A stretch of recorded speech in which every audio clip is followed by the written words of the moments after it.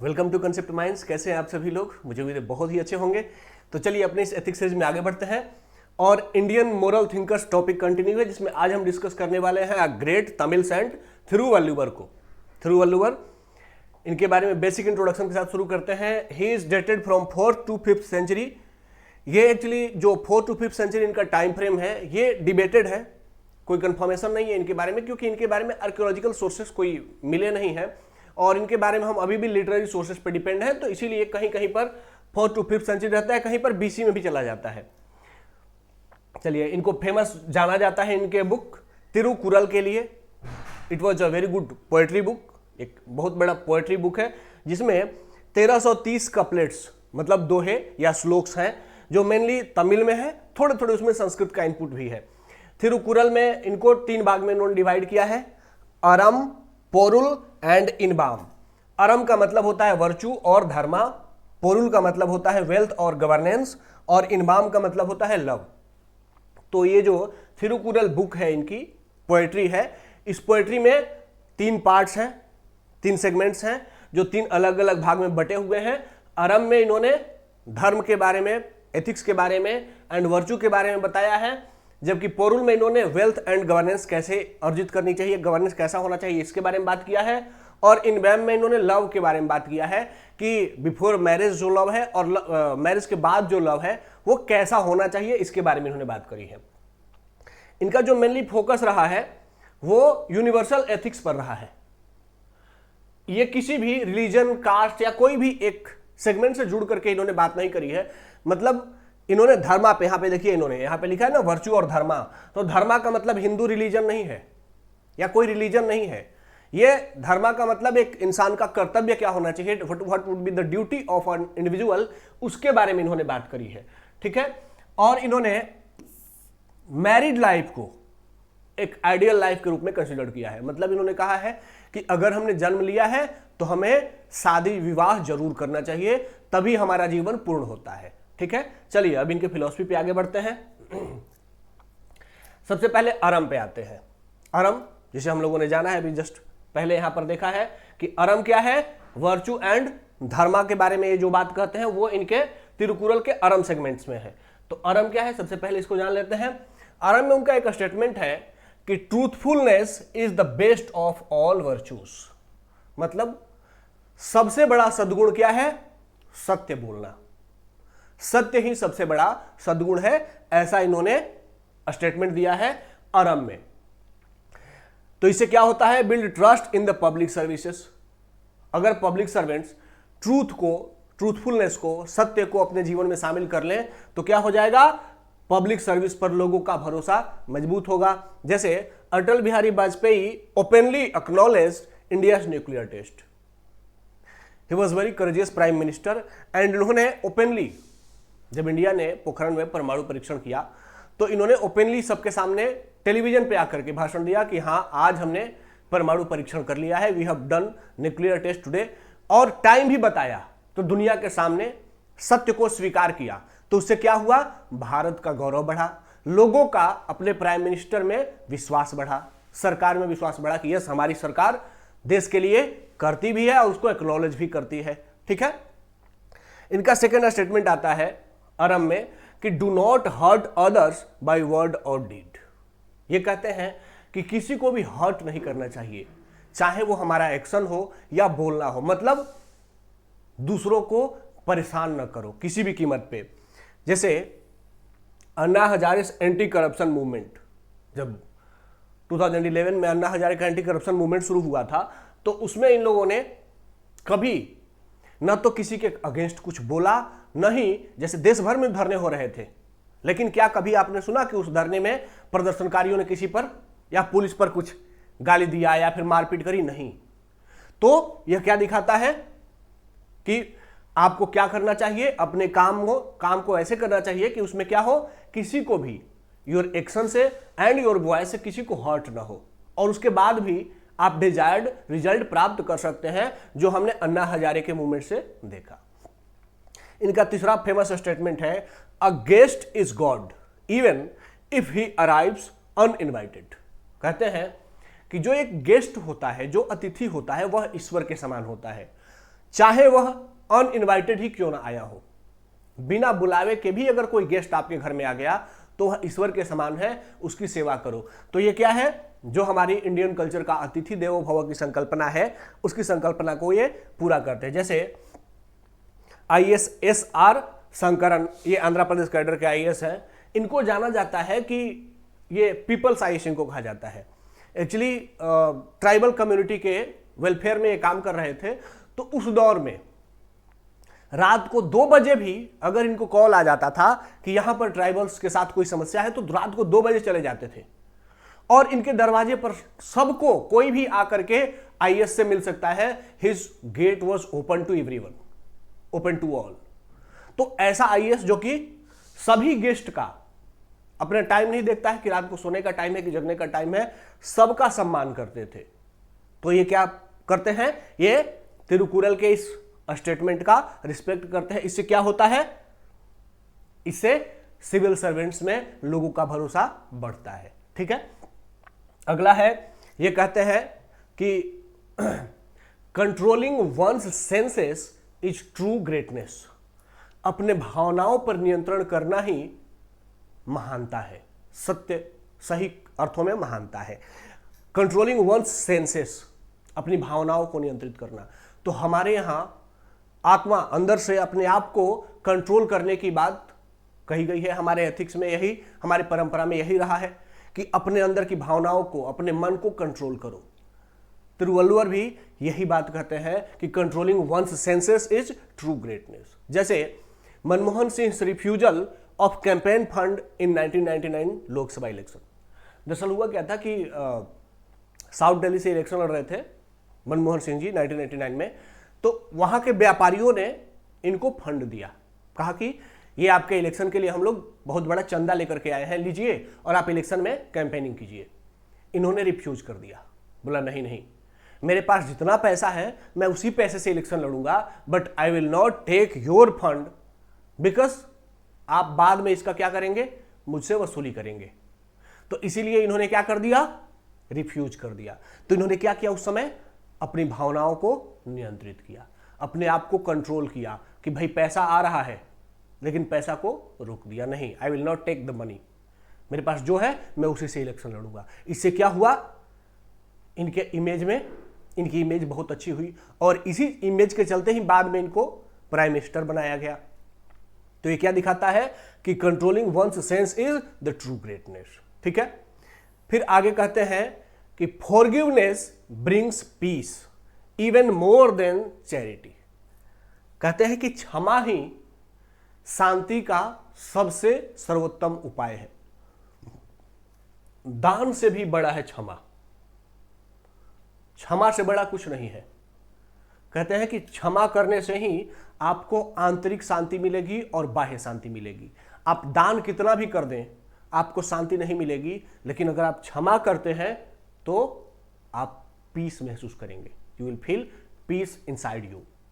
जैसे Nelson Mandela's forgiveness to the white people. Nelson Mandela South Africa के राष्ट्रपति बने 1993 में, और उससे पहले 27 ईयर उनको जेल में रखा गया था, और वो भी बड़े क्रूरता के साथ ब्रिटिशर्स ने उनको जेल में रखा।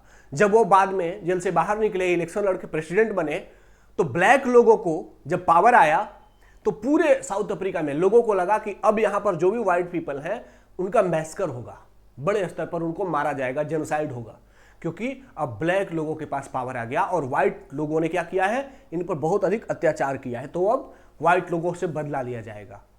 लेकिन नेल्सन मंडेला ने क्या किया, ही फॉरगिव ऑल व्हाइट मैन, उन्होंने सभी व्हाइट मैन को माफ कर दिया और कहा कि नहीं नहीं, हम मिलकर के एक यूनाइटेड साउथ अफ्रीका बनाएंगे। और वही हुआ, साउथ अफ्रीका में व्हाइट एंड ब्लैक दोनों मिल गए और साउथ अफ्रीका पूरे अफ्रीका कंटिनेंट में बहुत तेजी से डेवलप होने वाला नेशन बन के उभरा। ठीक है, तो इट वाज हिज फॉरगिवनेस जिसने कि साउथ अफ्रीका में पीस एस्टेब्लिश कर दिया, वरना साउथ अफ्रीका एक ब्रिटिश रूल जिसमें क्रुएल्टी के रूल से निकला था और तुरंत एक गृह युद्ध, एक जेनोसाइडल टेंडेंसी की ओर मुड़ जाता तो साउथ अफ्रीका बर्बाद हो जाता। लेकिन इन्होंने क्या किया, इन्होंने फॉरगिवनेस को अपनाया और साउथ अफ्रीका को एक डेवलपिंग कंट्री बना दिया। ठीक है, चलिए, तो ये हम लोगों ने क्या देखा, ये हमने देखा कि अरम में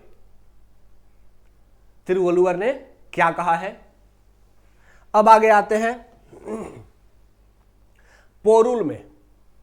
इनके तिरुकुरल का सेकंड पार्ट है पोरुल, जो किस पर बात करता है, गवर्नेंस एंड वेल्थ पर।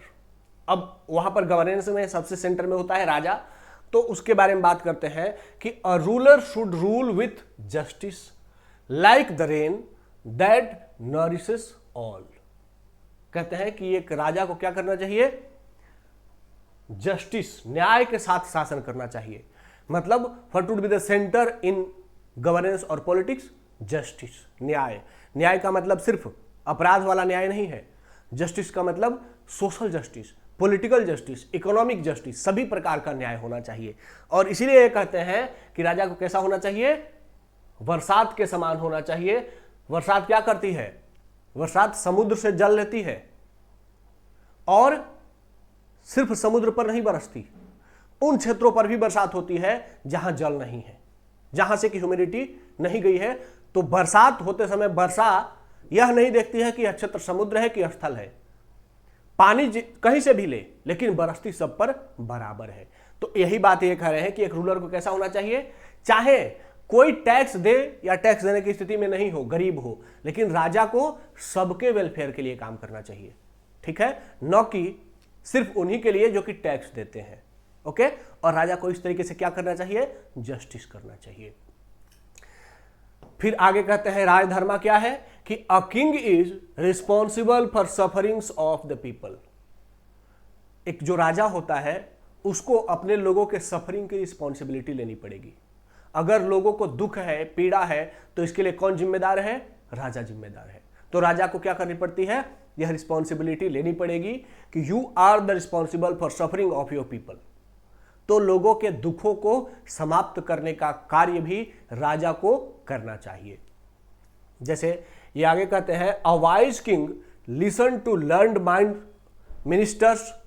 जैसे जो बुद्धिमान राजा होता है, कहते हैं कि वो क्या करता है, जो शिक्षित मिनिस्टर्स हैं, मंत्री लोग हैं, मंत्रीगण हैं, उनकी बातों को सुनता है। मतलब ये ऑटोक्रेटिक किंग की बात नहीं करते हैं। किंग में ऑटोक्रेसी नहीं होनी चाहिए। क्या होना चाहिए, डिक्टेटर नहीं होना चाहिए, बल्कि अपने मंत्रियों की बात सुननी चाहिए। एक समझदार राजा वही होता है जो अपने मंत्रियों की बात सुनता है, ठीक है। तो ये क्या दिखाता है, एक्सेप्टेंस ऑफ कैबिनेट सिस्टम।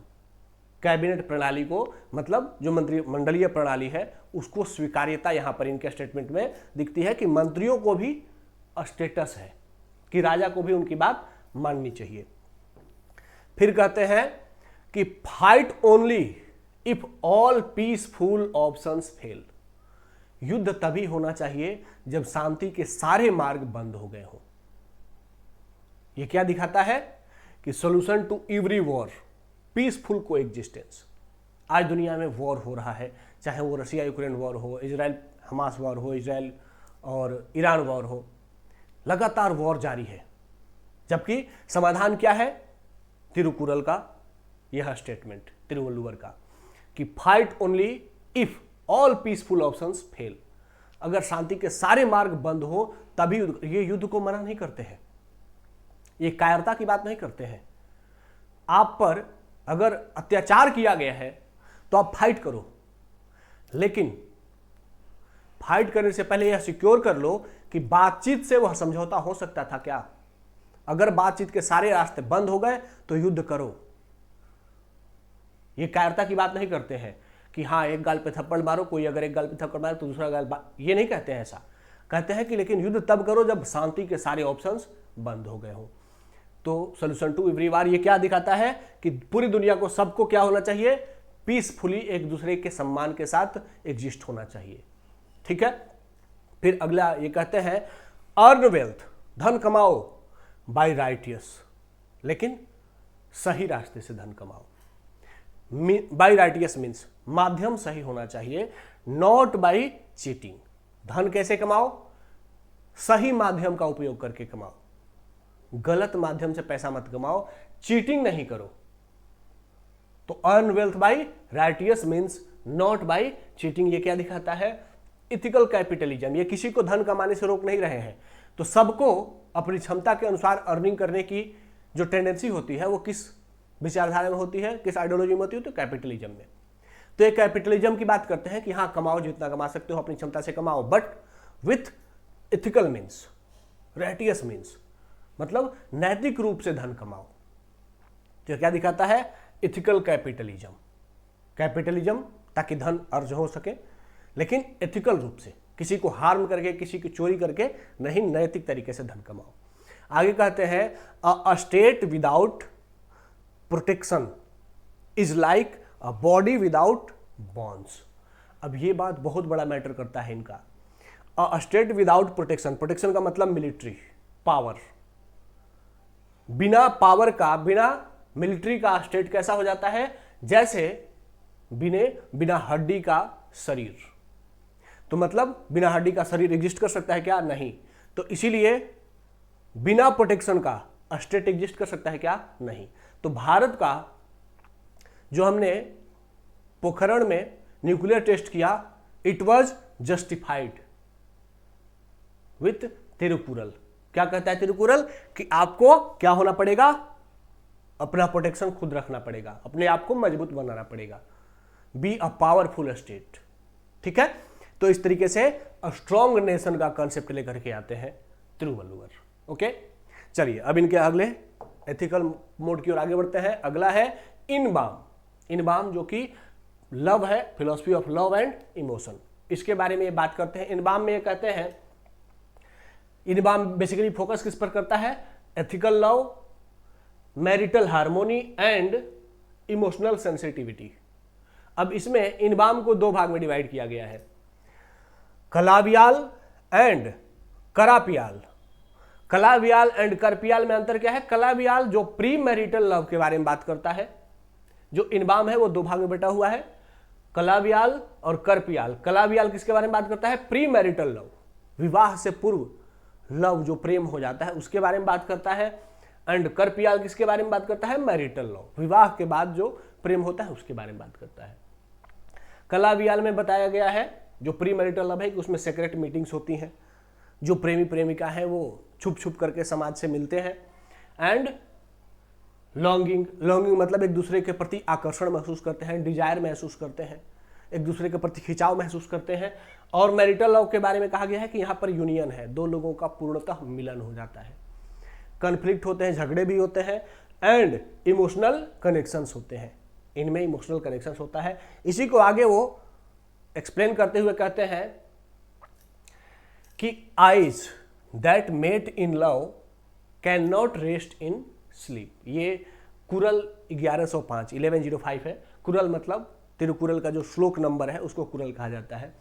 तो 1105 में कहते हैं कि eyes that met in love, उन आंखों में जिन्हें प्यार हो गया है, जिन्हें प्रेम हो गया है, can not rest in sleep, उन्हें नींद नहीं आती। प्रेमी प्रेमिका को आप लोग जानते हैं, जब प्रेमी को प्रेमी से प्रेम हो जाता है तो रात में भी हमेशा उसी के बारे में चिंतन चल रहा होता है और नींद नहीं आती है। फिर कहते हैं even in quarrel the lovers words are sweet. कहते हैं, ये कुरल 1123 का कहना है कि जो झगड़ा होता है दो प्रेमी प्रेमिका के बीच, तो वो झगड़े में भी जो शब्द बोले जाते हैं वह भी कैसा लगता है? मिठाई के समान लगता है, स्वीट के समान लगता है। प्रेमी प्रेमिका आपस में झगड़ा करते हैं, झगड़े में एक दूसरे को खूब सुनाते हैं, लेकिन वो जो सुनाना होता है वह भी प्रेमी प्रेमिका को क्या महसूस होता है? मिठाई के समान महसूस होता है। तो ये होता है स्वीट लव। ठीक है, कहते हैं कि प्रेम ऐसा होना चाहिए कि झगड़े में भी प्रेमी के द्वारा बोला गया शब्द प्रेमिका को और प्रेमिका के द्वारा बोला गया शब्द प्रेमी को कैसा महसूस होना चाहिए? मिठाई के समान महसूस होना चाहिए, तब वो ट्रू लव है। फिर कहते हैं what use are ornaments if eyes refuse to see the beloved. कहते हैं उन गहनों का क्या महत्व है जब जो आपके प्रेमी हैं उनकी आंखें आपको देखने से ही मना कर दे। जब आपका प्रेमी आपकी ओर देखता ही नहीं है तो फिर गहना पहनने का कोई मतलब नहीं है। Ornaments are useless. तो कहते हैं कि अपने प्रेमी की भावनाओं का इतना रिस्पेक्ट करो कि उसका आकर्षण आपके गहनों की ओर नहीं आपकी ओर रहो, आपके पर्सनालिटी की, आपके व्यक्तित्व की ओर हो, आपके मन की ओर हो, न कि बाहरी दिखावा की ओर हो। ठीक है, तो क्या दिखाता है? मैरिटल ब्यूटी की बात करते हैं कि आपको क्या करना चाहिए? Highlighted emotional bonding over marital beauty, sorry material beauty. कहते हैं कि आपका जो प्रेमी है वो मटेरियल ब्यूटी की ओर ना जाए, आपके शारीरिक आकर्षण की ओर ना जाए, आपके अंतरात्मा की ओर ध्यान दे, आपके अंदर की जो भावनाएं हैं उसको महसूस करे, तब प्रेम पूरा हुआ है। ठीक है, तो प्रेम के बारे में भी इन्होंने बहुत अच्छी अच्छी बातें कही। इनका कुछ क्रिटिसिज्म भी किया जाता है। इनका क्रिटिसिज्म वैसे तो लिमिटेड है, लेकिन फिर भी कुछ क्रिटिसिज्म है कि ये आइडियलिस्टिक अधिक है। भी जिस तरीके से बातें करते हैं, चाहे वो गवर्नेंस के बारे में हो, किंग के बारे में हो, या फिर लॉ के बारे में हो, ये सभी चीज़ें क्या है? आइडियलिस्टिक है। सोसाइटी में इनको फॉलो करना उतना संभव नहीं होता है। ठीक है, फिर कहते हैं अब्सेंस ऑफ एक्टिव रेसिस्टेंस। ये स्टेट के बारे में बात करते हैं, स्टेट को पावरफुल बना देते हैं, किंग को बहुत ज़्यादा पावरफुल बना देते हैं और कहते हैं कि किंग के ऊपर रिस्पॉन्सिबिलिटी है, लेकिन यह नहीं बताते कि अगर किंग अपनी रिस्पॉन्सिबिलिटी को फुलफिल नहीं कर रहा है तो क्या उसे रिप्लेस किया जा सकता है, क्या उसके अगेंस्ट कोई रिवॉल्यूशन किया जा सकता है, इसके बारे में बात नहीं करते हैं। फिर over emphasis on individual morality not systematic change. वही बात हो रही है कि एक इंडिविजुअल को अपनी रिस्पॉन्सिबिलिटी पूरी करनी चाहिए, इस पर खूब बात करते हैं, लेकिन अगर सिस्टम में फ्लो है, सिस्टम में वीकनेस है, तो उसको कैसे चेंज किया जाए इसके बारे में बात नहीं करते हैं। मतलब ये कहते हैं कि एक किंग को अच्छा होना चाहिए, एक जो प्रजा इंडिविजुअल है उसे भी अच्छा होना चाहिए, सिस्टम के बारे में बात नहीं करते हैं। तो ये सब इनकी लिमिटेशंस है। हालांकि ये लिमिटेशंस जो है वो खोजी गई लिमिटेशंस है, मतलब बाहर से इंपोज लिमिटेशंस है। इन रियलिटी इन्होंने जो बातें कही हैं वो काफ़ी इथिकल हैं, साथ ही इनकी जो बातें हैं वो यूनिवर्सल है, मतलब दुनिया में कहीं भी किसी भी सोसाइटी में लागू होंगी। ये किसी रिलीजन या कास्ट या क्रीड पर कोई बाउंडेशन नहीं है। इनकी बातें पूरे दुनिया के लिए सब जगह अनुकरणीय है, उसका पालन करने योग्य है। ठीक है, तो इनका एक लास्ट में स्टेटमेंट है, बहुत फेमस स्टेटमेंट वही है कि the rain false alike on the just and unjust. जो वर्षा होती है वह चाहे कोई अच्छा हो, सही जगह हो या खराब जगह हो, सब पर बराबर गिरती है। अ लीडर, उसी तरीके से एक लीडर को मस्ट बी अलाइक, कैसा? Like rain, impartial, necessary and life giving. उसी तरीके से एक लीडर को कैसा होना चाहिए? एक राजा को भी, एक लीडर को भी बरसात की तरह होना चाहिए, जो क्या हो? इम्पार्शियल हो, बिना किसी पक्षपात के न्याय करे, जैसे रेन करती है, चाहे कोई अच्छा जगह हो या बुरा जगह हो, हर जगह गिरती है। उसी तरीके से एक राजा को भी क्या होना चाहिए? इम्पार्शियल होना चाहिए, कोई पक्षपात नहीं करना चाहिए, चाहे किसी का ट्रैक रिकॉर्ड कितना बुरा हो, अच्छा, उससे मतलब नहीं है, इम्पार्शियल होकर के न्याय करना चाहिए। नेसेसरी, रेन क्या है? नेसेसरी। अगर रेन नहीं होगा तो अनाज नहीं उगेगा। उसी तरीके से राजा को कैसा होना चाहिए? नेसेसरी, मतलब लोगों को महसूस हो कि हाँ हमारे लिए राजा जरूरी है, क्योंकि अगर राजा नहीं होगा तो जैसा न्याय यह करता है वैसा न्याय हमें कोई नहीं दे पाएगा। तो लोगों को उसकी नेसेसिटी फील होनी चाहिए। एंड लाइफ गिविंग, जिस तरीके से बरसात जीवन को जन्म देती है, पेड़ पौधों को उगने का मौका देती है, उसी तरीके से राजा को भी क्या होना चाहिए? लीडर को भी क्या होना चाहिए? अपने सोसाइटी में लोगों को आगे बढ़ने का, उनको पनपने का, उनके विचारों को सम्मान देने का ऐसा अवसर देना चाहिए, ताकि सोसाइटी में multiculture, multi linguistic, multi religious society exist कर सके, और वो भी पीसफुली। तो एक लीडर का कैसा गुण होना चाहिए, इससे बेस्ट एक्सप्लेनेशन आपको और कहीं नहीं मिलेगा। ठीक है, तो इस तरीके से हम लोगों ने तमिल पोएट तिरुवल्लुवर को देखा, उनके जो फिलोसफिकल बुक, उनकी जो फिलोसफिकल बुक है तिरुकुरल, उसके डायमेंशंस को देख लिया। मुझे उम्मीद है कि तिरुवल्लुवर और तिरुकुरल के बारे में इससे अच्छा इंफॉर्मेशन आपको यूजुअली नहीं मिलेगा, लेकिन अगर आपने ये वीडियो देखा तो ये पूरी सीरीज ही इसी तरीके से डिजाइन की गई है कि एथिक्स में, यूपीएससी एथिक्स में, उसके साथ साथ और भी जो सेगमेंट्स है जैसे एसे राइटिंग में है, उसमें भी आपको बहुत फायदा होने वाला है। और इस सीरीज से जुड़ने के बाद आपकी एथिक्स पे कमांड तो हो ही जाएगी, इसका बिल्कुल मुझे भरोसा है। तो आप लोग इस चैनल को सब्सक्राइब जरूर करिए, दोस्तों के साथ शेयर भी करिए ताकि ज़्यादा से ज़्यादा लोग इसका फायदा ले सकें। साथ ही ये पीपीटी आपको डिस्क्रिप्शन में एक चैनल होगा, टेलीग्राम चैनल, उसको ज्वाइन कर लीजिएगा, वहाँ पे आपको इसका पीपीटी भी मिल जाएगा। ठीक है, तो चलिए आज के सेशन को यहाँ पर एंड करते हैं, मिलते हैं नेक्स्ट सेशन में, तब तक के लिए धन्यवाद, जय हिंद।